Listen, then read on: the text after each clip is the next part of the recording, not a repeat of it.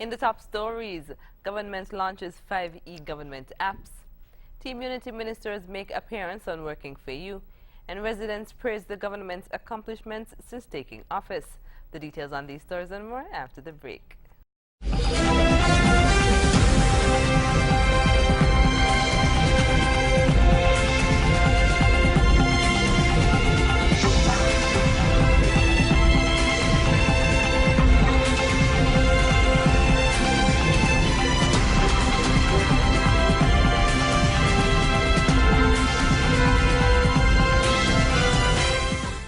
Hello and welcome to the ZIZ Channel 5 newscast. I'm Caleb Barrage. The Team Unity government officially launched 5 additional apps for its e-government portal during a ceremony at the Ocean Terrace Inn Conference Room on Wednesday. Sheriff Flanders tells us more. The launch forms part of the Team Unity's anniversary celebrations to commemorate the administration's second year in office. During the ceremony, Minister of Communications, the Honorable Vincent Byron Jr., commended the young people from Open Interactive on developing the apps. It's important to understand that these 5 apps that we have looked at today have been developed here in St. Kitts by young people working with Open Interactive. It is something remarkable, and it is just the beginning of what we see as a very dynamic and important sector in our country. The newly launched apps include the SKN Shopper app, the SKNIS or St. Kitts and Nevis Information Service app, the Crime Reporting app, a Government Directory app, and an Events app. Minister Byron said that all of the apps grouped together help to provide e-citizen services. These 5 apps are what we mean by e-citizen services. Whether it is going to be crime reporting, whether it's going to be a shopper with up-to-date information on prices and so forth, whether it's going to be events planner and skinnies.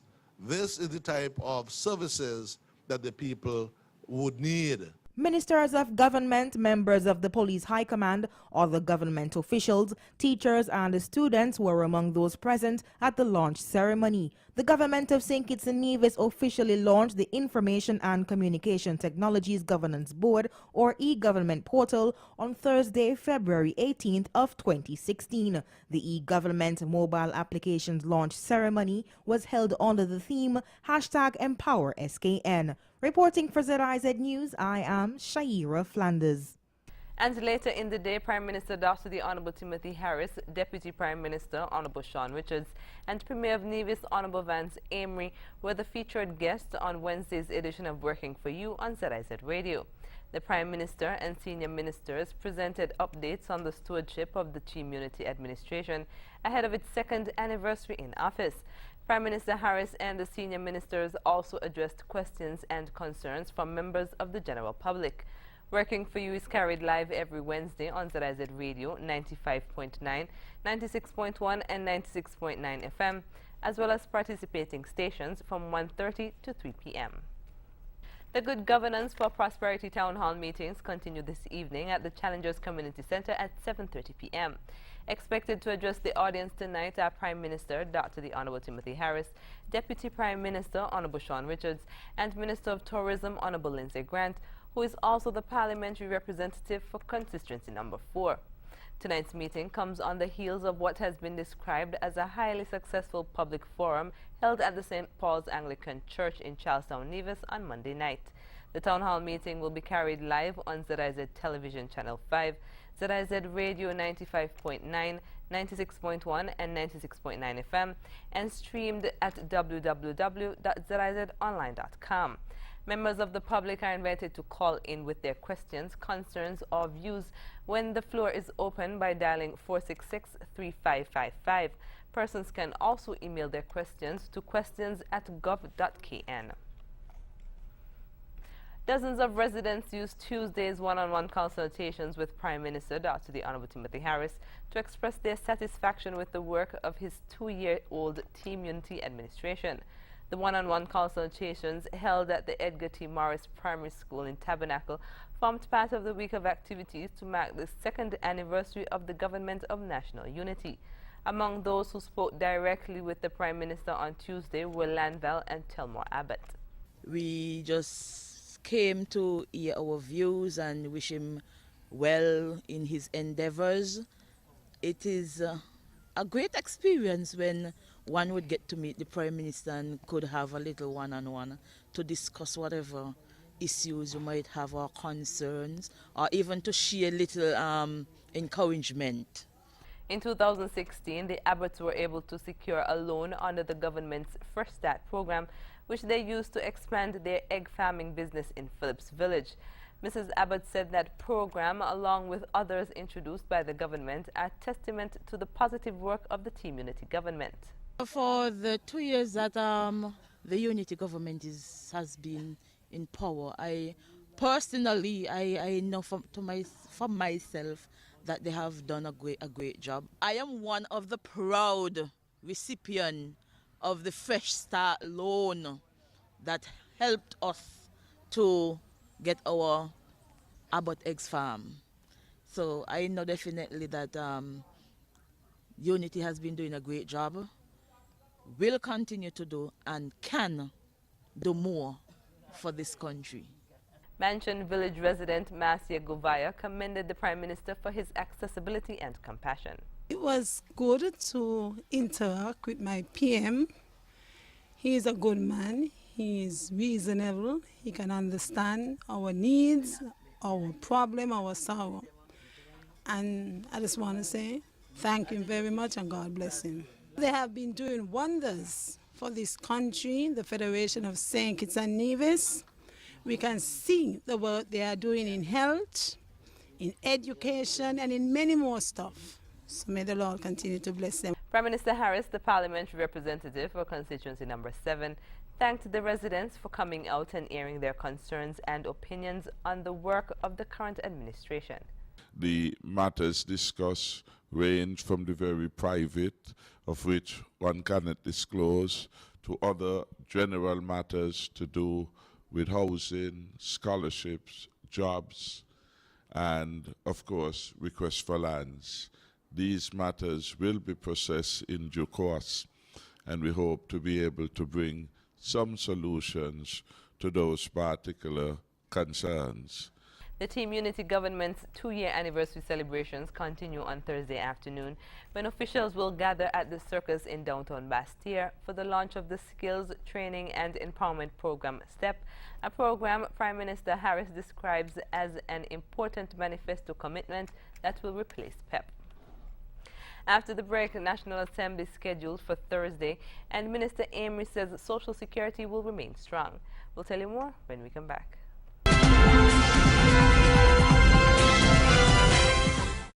Welcome back. Members of Parliament will be meeting at the National Assembly Chambers Government Headquarters on Thursday, February 16th at 10 a.m. for another sitting of National Assembly. The sitting comes as part of the week of activities to mark the 2nd anniversary of the Government of National Unity. Attorney General Honorable Vincent Byron Jr. will introduce and have read a first-time Land Registry Bill 2017. The Land Registry Bill aims to establish a national land registry and to provide for electronic searches, the preservation of records and related matters. The Land Registry shall include all consolidated, current and subsequent volumes of registers which are kept in both St. Kitts and Nevis. Some of the registers are the Register of Titles kept under the Title by Registration Act, the Condominium Register kept under the Condominium Act, and any document registered or recorded in accordance with any other enactment that relates to land. The National Assembly will be carried live on ZIZ Radio 96.1 FM or ZIZ Television Channel 5 in St. Kitts and 98 in Nevis. It will also be streamed live at www.zizonline.com. Minister responsible for Labour and Security, Honorable Vance Amory, said he is optimistic about the strength of the Social Security scheme to continue to meet the needs of pensioners in the years to come. Minister Amory made the comments while speaking at the Good Governance and Accountability for Prosperity Town Hall meeting at the St. Paul's Anglican Church in Nevis on Monday. That with the pattern of development which is happening under the Team Unity government, that the contributions which will come from the employees and the employers will continue to grow. Premier Amy revealed that a change in the investment strategy by the Social Security Board was the other factor. He noted that several investments made in the past did not pan out and resulted in losses. And we are making Social Security now to become responsible for making accountable and responsible decisions based on good advice, so that when they invest, and hear this, when they invest the people's money, and notice what I said, the people's money, that they do so knowing that it will be a safe investment, it will be a productive investment, so that the fund can continue to grow, not just from contributions, but from investment returns. He reminded persons that one of the recent investments under the new accountability system is the $60 million loan agreement to support the government's Housing Solution Program, which calls for the construction of 300 homes over the next 2 years. A groundbreaking ceremony for the Team Unity Housing Solutions is scheduled to take place on Friday, February 17th at Wellington Road, Bastille at 9:30 a.m. On Tuesday, High Commissioner of St. Kitts and Nevis to the United Kingdom and Northern Ireland, His Excellency Dr. Kevin M. Isaac, and High Commissioner of the Republic of Sierra Leone to the United Kingdom and Northern Ireland, His Excellency Edward Touré, signed a mutual visa agreement waiver. The agreement will grant visa-free access to their citizens to each other's countries for up to 90 days. The agreement follows with the Unity government's strategy and ongoing efforts to deepen relations and engagements with countries across Africa. According to information out of government headquarters, in the last 18 months, government has been studying how best to exploit the synergies that come from bilateral and multilateral engagements with African countries. The Sierra Leone High Commissioner said he was satisfied that both countries have embarked on this new path in their cooperation. Both envoys offered greetings on behalf of their respective governments and extended invitations at a ministerial level to take forward to the renewed partnership. Coming up, Haitians still unsafe from 2010 earthquake damage, and VAT items to be reduced in Guyana. The details when we come back. Love is in the air at Courts. Make your credit purchase of $499 and over for your big chance at winning an all-inclusive weekend getaway for two to the lovely island of St. Lucia. Plus, when you shop, you pay nothing for 30 days. This offer valid from February 6 to 18. Love is in the air, so celebrate with a romantic weekend getaway. Don't wait. Shop at Courts today. Courts, bringing value home.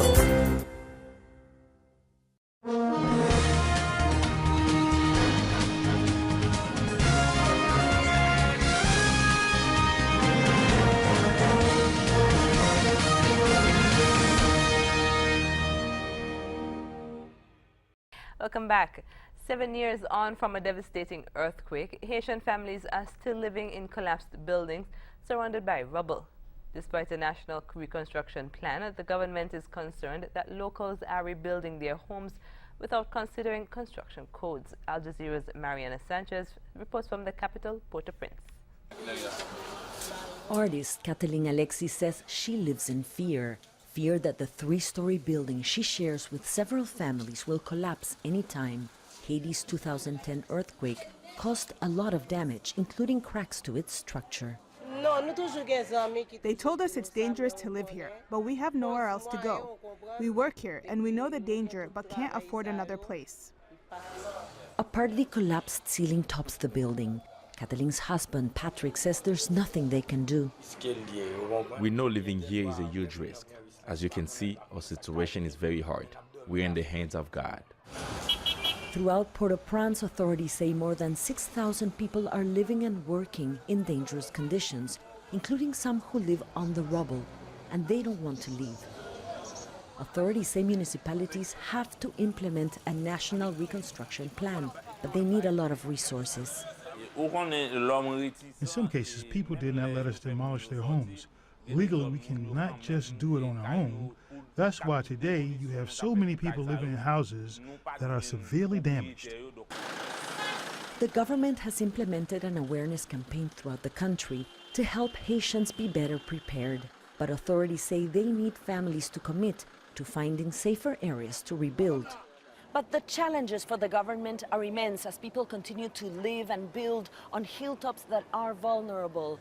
And authorities say they're not following construction codes designed to withstand future earthquakes. The Office of Mine and Energy has installed dozens of equipment around the country to monitor any earthquake activity. North and south, Haiti stands on two faults. Recent data have shown there have been more than 100 seismic movements in 1 year. For example, the fault in the north shows there's great danger and very active with accumulation of massive energy. If this energy releases, we can have earthquakes of magnitude 8 in Richter scale. But the information is only to keep track because earthquakes are not predictable, and he says most Haitians are not ready for another one. So people like Catalin fear they will continue to live and work in such dangerous conditions if they are unable to find a safer place. Mariana Sanchez, Al Jazeera, Port-au-Prince, Haiti. According to President of Guyana, David Granger, come 2018, Guyanese can expect further reduced value-added taxes. HGP's Royden James has the latest. President Granger and his coalition government has been coming in for harsh criticisms over the new value-added tax measures. While the government has moved to reduce VAT from 16% to 14%, a number of items that were VAT-free are now attracting VAT. Among those items are educational services at the private school level. The president was asked to share his thoughts on that. Well, the general approach of the government is to progressively reduce the value-added tax. And this year, as you know, we had some challenges, and raising of the revenue had to be done, and I am very confident that the next budget will see a reduction. VAT is also now on electricity and water. Once those bills exceed a certain amount, there are now over 70 exempted items and a list of 16 zero-rated items. Mr. President, still on VAT, even though the government has moved to reduce VAT from 16% to 14% this year, the VAT base really has been widened, if I can say that, and this has not been getting the best review from the populace. Sir, could we see the government going back to the table pertaining to the widening of the VAT base? Well, this is what I told Ravin, yes. I see the government reducing VAT. Even from 14%, we will go, I don't want to mention figures now, but our intention is to reduce VAT in the next budget too. So we'll reduce the amount of items and reduce the rate at which those items are. But I don't want to make a prediction now because the government's spending is based on its earning. A wide range of agricultural products, including vegetable seeds, machinery, fishing equipment and paddy, crutches, glucometers and needles, and glucose blood strips made for use with such machines, computers, laptops, and notebooks for personal use, as well as funeral services, are all on the exempted list. The 16% VAT, which has yielded significant revenue since its introduction under the then Bart Jacques Diolet PPP administration on January 1, 2007, has been long criticized for the burden it has placed on the citizenry. Critics, including members of the current government, have long argued that VAT at 16% was too high. Royden James, HGP Nightly News. Coming up, a woman arrested in death of Kim Jong-un's half-brother, and Somalia concerned about the impact of President Trump's travel ban. The details when we come back.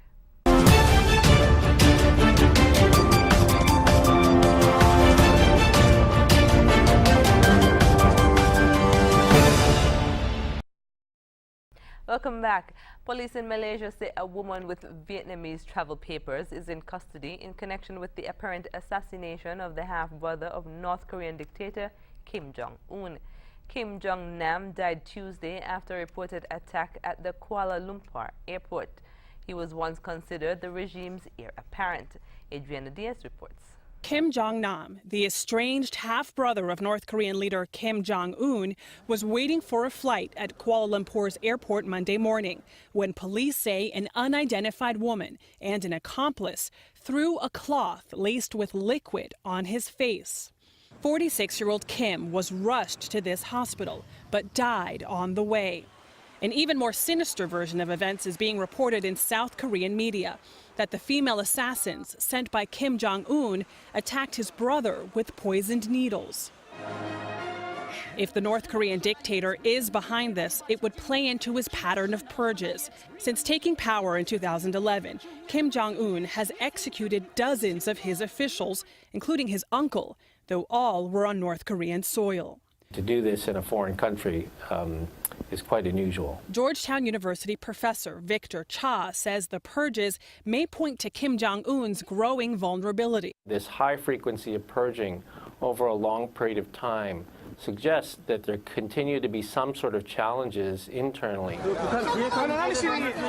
Kim Jong-nam was once thought to be the country's heir apparent, but fell out of favor with his father after reportedly trying to visit Disneyland in Japan with a forged Dominican Republic passport. Cha says his murder, coupled with the missile launch on Sunday, suggests increased instability. This is a sequence of events that leads you to think that we're going to see more provocations, tests, perhaps more purges from North Korea. An autopsy is currently underway to determine the cause of death. Now, the toxicology report could shed some light on whether or not poison was used, but questions still remain on who ordered the hit and why. Somalia is one of the countries affected by U.S. President Donald Trump's travel ban. There are concerns that a possible new ban would once again deny thousands of families the chance to relocate to the U.S. despite having gone through all the vetting procedures. CGTN's Abdulaziz Nibelau reports. The measure will once again affect refugees from the 7 predominant Muslim nations, among them Somalia, Sudan and Libya. The office of President of the United States. Trump says the brand new order will include extreme vetting procedures as part of his new security measures. Trump's 7-nation Muslim ban has been criticized globally and has faced strong opposition from the judiciary that has suspended its ban on 3 occasions. On the streets of Mogadishu, locals say many families will likely to suffer as a result. Donald Trump has already extradited hundreds of Somalis who are in U.S. prisons and others who are awaiting legal papers. His executive order has also affected Somalis from getting visas. This has affected refugees in camps who are awaiting to rejoin with family members in the U.S. Donald Trump will issue more and more executive orders on this matter. This is an issue he wants to address and sell to the public that voted him in. It's unclear if he'll reverse this decision at the end, but it is definitely a ban on Muslims, not just Somalis. The ruling by a U.S. judge in issuing a temporary restraining order against the travel ban came as a relief for thousands, including Somali families who reunited after years.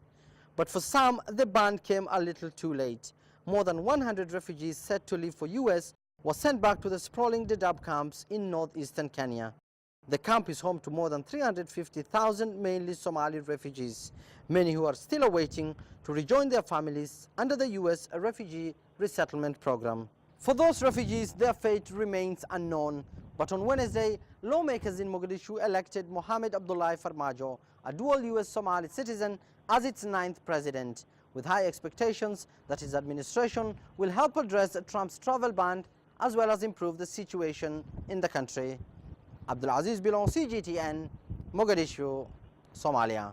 Up next in sports, sporting community mourns the death of Stedboy Teixeira and a Brazilian football fan killed ahead of a match. Stay tuned. Love is in the air at Courts. Make your credit purchase of $499 and over for your big chance at winning an all-inclusive weekend getaway for 2 to the lovely island of St. Lucia. Plus, when you shop, you pay nothing for 30 days. This offer valid from February 6 to 18. Love is in the air, so celebrate with a romantic weekend getaway. Don't wait. Shop at Courts today. Courts, bringing value home.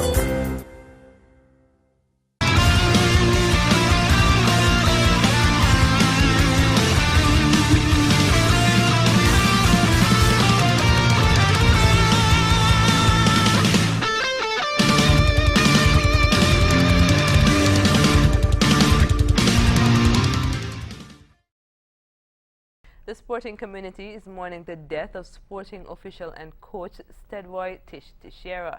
According to reports, Teixeira's body was found in his home on Wednesday morning. The cause of his death is unknown at this point. Teixeira was a coach and physical education teacher at Washington Archibald High School for almost 32 years. He was also an official of the St. Kitts Nevis Football Association and refereed numerous matches in various leagues. Teixeira was also a sports correspondent for ZIZ Broadcasting Corporation, providing sports and updates on matches across the country. The management and staff of ZIZ Broadcasting Corporation extends deepest condolences to the family of Stedroy Teixeira. A football fan was killed and 7 more injured as supporters of rival teams Botafogo and Flamengo clashed in Rio, Brazil on Sunday.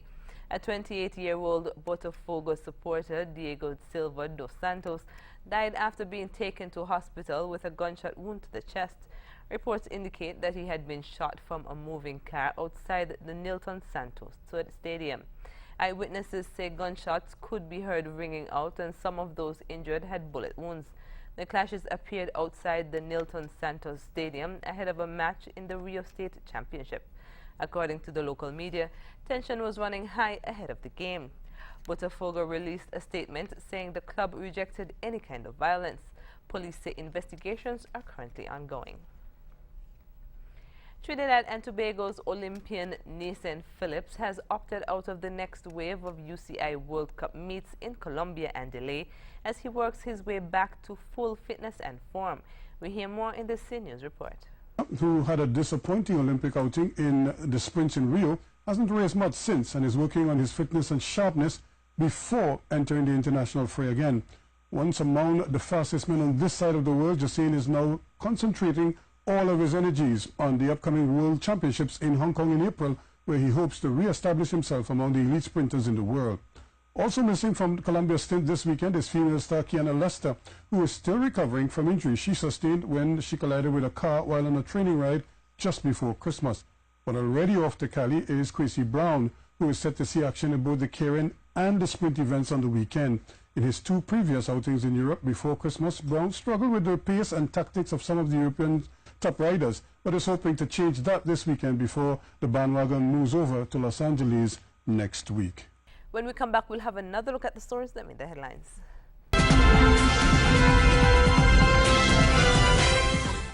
Recapping the top stories. Government launches 5 e-government apps. Team Unity ministers make appearance on Working for You. And residents praise the government's accomplishments since taking office. And that's the end of the ZIZ Channel 5 newscast. Thank you for joining us. I'm Kyla Barrage. Goodbye.